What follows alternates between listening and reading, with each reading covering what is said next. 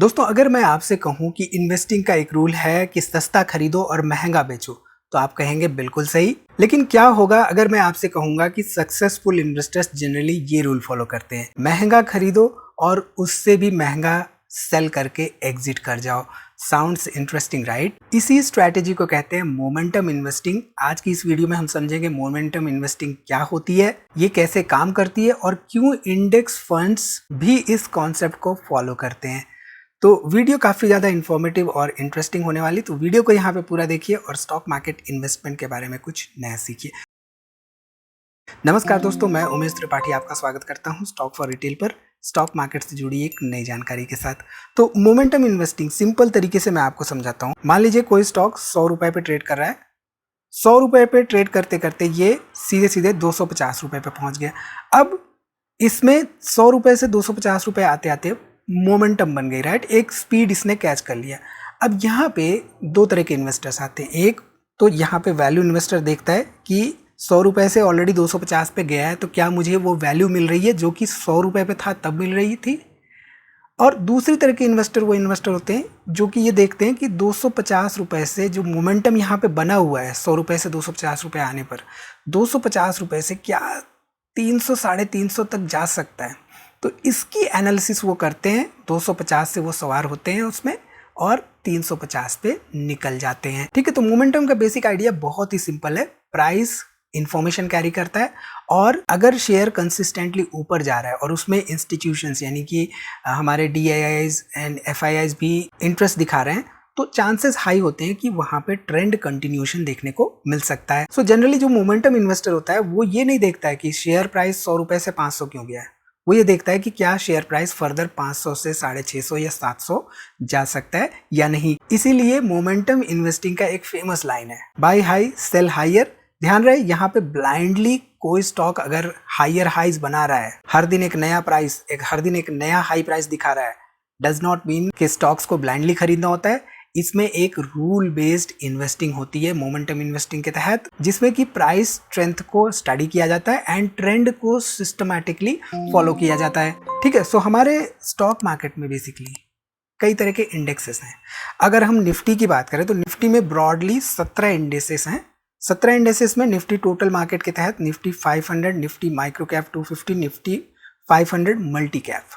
अब यहाँ पे इसके तहत निफ्टी 100 आ गया, निफ्टी मिड कैप 150 आ गया, निफ्टी स्मॉल कैप 250 आ गया, राइट? अब यहाँ पे कहीं आके नीचे हमारी निफ्टी 50 है।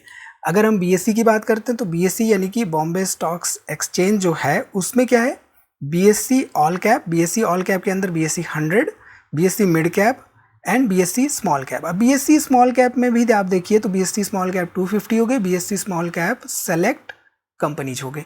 मिड कैप में आप देखिए तो BSE mid cap 150, BSE mid cap select, जहां पे क्वालिटी मिड कैप कंपनीज। अब आप ध्यान दे रहे होंगे तो जैसे जैसे हम नीचे जा रहे हैं, राइट, ये क्या हो रहा है, कंपनियां जो है ब्रॉडर मार्केट कैप यानी कि लार्ज कैप कंपनियों से mid cap and small cap में चलती चली जा रही हैं। तो डिफरेंट इंडाइसेस क्रिएट किए गए हैं। फॉर एग्जाम्पल मान लीजिए कि निफ्टी 50 है या BSE है, सेंसेक्स 30 स्टॉक्स जिनमें है।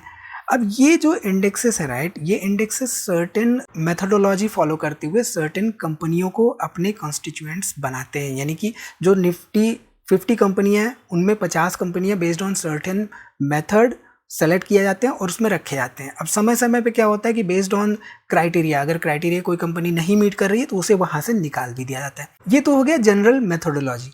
अब क्या होगा ऐसे में जबकि मान लीजिए कोई सर्टेन इंडेक्स है, उस इंडेक्स में भी ये फिगर आउट किया जाए कि कौन से स्टॉक्स उस पर्टिकुलर इंडेक्स में मोमेंटम में है।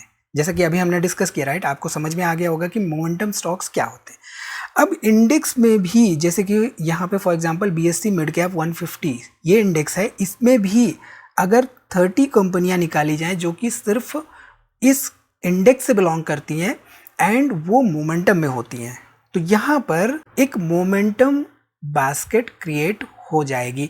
अब यहाँ पे कहने का मतलब ये है कि मिड कैप साइज की कंपनियां तो हैं, साथ ही साथ उनमें मोमेंटम भी है। यानी कि अगर ग्रोथ के साथ मोमेंटम भी मिल जाए तो होगा ना सोने पे सुहागा। देखिए, ग्रोथ के साथ डिसिप्लिन होना बहुत ही जरूरी होता है, और इसके साथ ही साथ अगर मोमेंटम मिल जाए तो इट कैन डू वंडर्स।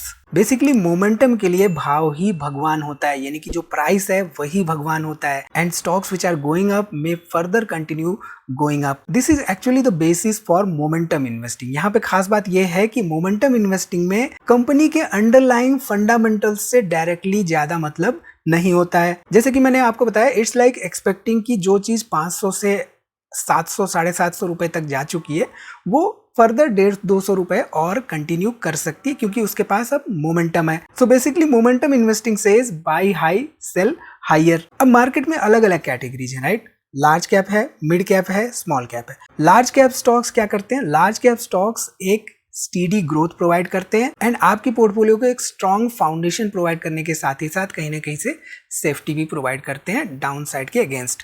इसके साथ ही साथ स्मॉल कैप स्टॉक्स, जैसा कि हमने हिस्टोरिकली देखा है, बुल मार्केट में एक्सप्लोसिव रिटर्न्स दे सकते हैं, बट उनकी जब गिरावट होती है तो वो उतनी ही तेजी से होती है, एंड इसके साथ ही साथ उनमें वोलाटिलिटी और रिस्क भी बहुत ज्यादा एसोसिएटेड होता है। मिड कैप की जहां तक बात है, लार्ज कैप और स्मॉल कैप के बीच में से एक स्वीट स्पॉट है।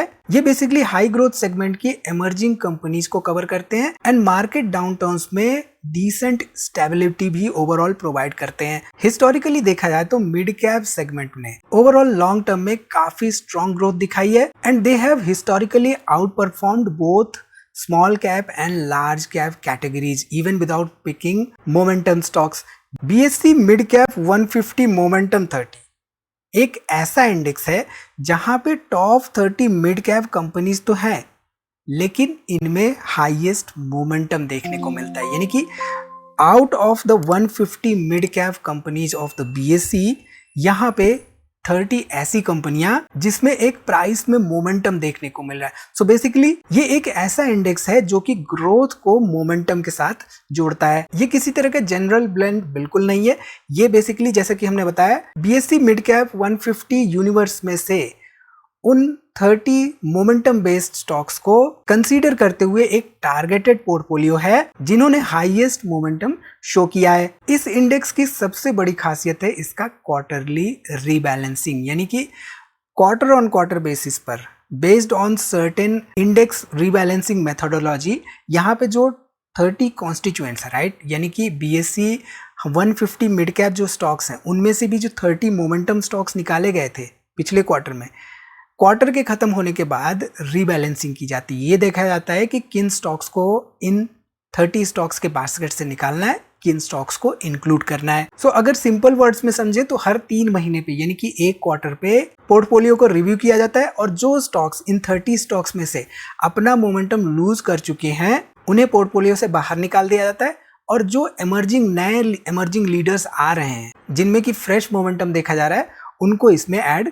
कर दिया जाता है। सो इस प्रोसेस से बेसिकली आपका जो इन्वेस्टमेंट होता है, राइट, वो हमेशा एक करंट विनिंग स्टॉक्स में अलाइंड रहता है। Motilal Oswal BSE mid cap 150 momentum 30 index fund जो है बिल्कुल इसी रूल्स बेस्ड इंडेक्स को ट्रैक करता है एंड रेप्लिकेट करता है। यानी कि जो 30 मोमेंटम बेस्ड स्टॉक्स इस पर्टिकुलर इंडेक्स में रहते हैं वही ये फंड रेप्लिकेट करता है, यानी कि उन्हीं में इन्वेस्टमेंट होता है at any given point of time. So it's basically indirectly investing in a highly filtered portfolio of those 30 filtered mid cap stocks जो कि एक strong upward ट्रेंड में होते हैं। सो अगर आप भी फर्दर एक्सप्लोर करना चाहते हैं डिटेल में India's winning momentum index fund, तो मैं डिटेल्स और लिंक्स डिस्क्रिप्शन में दे दूंगा इसके।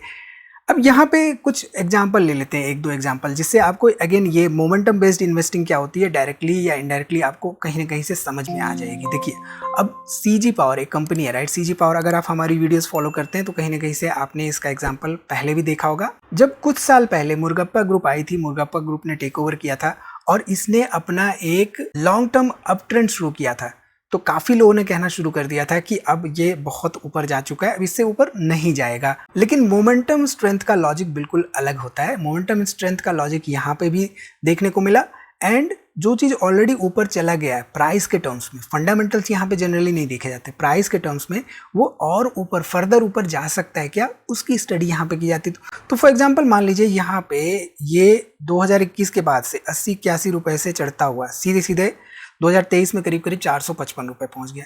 वहां से फर्दर देखिए तो अक्टूबर 2024 तक सीधे सीधे 819 रुपए तक पहुंच गया।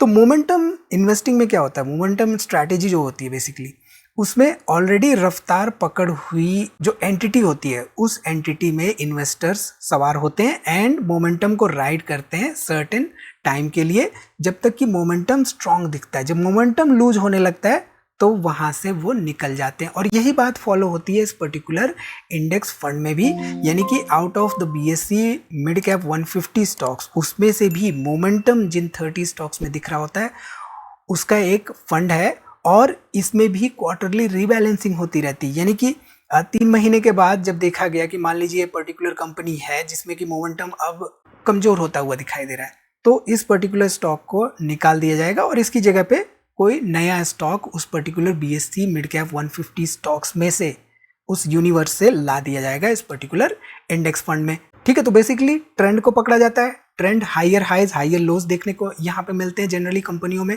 एंड उसके बाद बाइंग की जाती है और मोमेंटम को राइड किया जाता है। इवन दो स्टॉक महंगा लग रहा होता है, लेकिन महंगे पर भी बाई हाई सेल हायर, यानी कि महंगा खरीद कर भी और महंगा और ऊपर जाकर बेचने की कोशिश की जाती है। ठीक है, दूसरा एग्जांपल यहाँ पे आरवीएनएल का। आरवीएनएल में लॉकडाउन के बाद हम सब ने क्या देखा, एक बाइंग इंटरेस्ट आया, मोमेंटम पकड़ी, यानी कि स्टॉक के प्राइसेस ने रफ्तार पकड़ी, उसके बाद सबको लगने लगा कि और ऊपर नहीं जाएगा। सो प्राइस कंटिन्यूअसली नए हाइज बना रहे थे और हर नए हाई पर इन्वेस्टर्स कह रहे थे कि अब ये और ऊपर नहीं जाएगा, बट हमें higher highs higher lows pattern कहीं ना कहीं से इसमें फॉर्म होते हुए देखने को मिला। अब मोमेंटम इन्वेस्टर क्या करता है, वो फंडामेंटल्स नहीं देखेगा कि आरवीएनएल को ऑर्डर्स मिल रहे हैं नहीं, ऑर्डर बुक क्या है, लॉन्ग टर्म ऑर्डर में पाइपलाइन में क्या चल रही हैं चीज़ें, ये सब चीज़ें नहीं देखेगा। वो देखेगा कि मोमेंटम बिल्डअप हो चुका है एंड ये मोमेंटम कहाँ तक सस्टेन कर रहा है, क्या अब मोमेंटम लूज पड़ रहा है। तो अगर उसे देखने को मिलता है कि मोमेंटम अब लूज पड़ रहा है तो एग्जिट कर जाता है। ठीक, सो बेसिकली जब तक रिलेटिव स्ट्रेंथ मोमेंटम का स्ट्रांग देखने को मिलता है, रिलेटिव स्ट्रेंथ हम कई तरह के टेक्निकल इंडिकेटर से पता कर सकते हैं, राइट, कौन से हैं कमेंट करके जरूर बताइए। तो जब तक उसे स्ट्रांग देखने को मिलता है रिलेटिव स्ट्रेंथ उस पर्टिकुलर स्टॉक के प्राइस के भागने के दौरान, तब तक वो बने रहते हैं। और जब उन्हें लगता है कि रिलेटिव स्ट्रेंथ अब कमजोर पड़ रहा है तो वहां से एग्जिट कर जाते हैं। तो हमने आज यहाँ पे देखा कि मोमेंटम इन्वेस्टिंग का मतलब, मोमेंटम स्टॉक्स में इन्वेस्ट करने का मतलब होता है विनर्स को सिस्टमैटिकली फॉलो करना, ना सिर्फ सस्ते स्टॉक्स ढूंढना। सो अगर आप मोमेंटम इंडाइसेस और उनके रूल्स को डिटेल में समझना चाहते हैं तो मैं लिंक्स डिस्क्रिप्शन में दे दूंगा। और हाँ, मोतीलाल ओसवाल के BSc mid cap 150 momentum 30 index fund जो है, इसकी भी अगर आप डिटेल में जानकारी चाहते हैं तो इसका भी मैं लिंक आपको डिस्क्रिप्शन में दे दूंगा। तो इस वीडियो में इतना ही दोस्तों, आई थिंक यहाँ से आपको काफी कुछ सीखने को मिला होगा। वीडियो को लाइक करिए, कोई भी आपका सवाल हो तो कमेंट जरूर करिए और दोस्तों में शेयर करना ना भूलिए।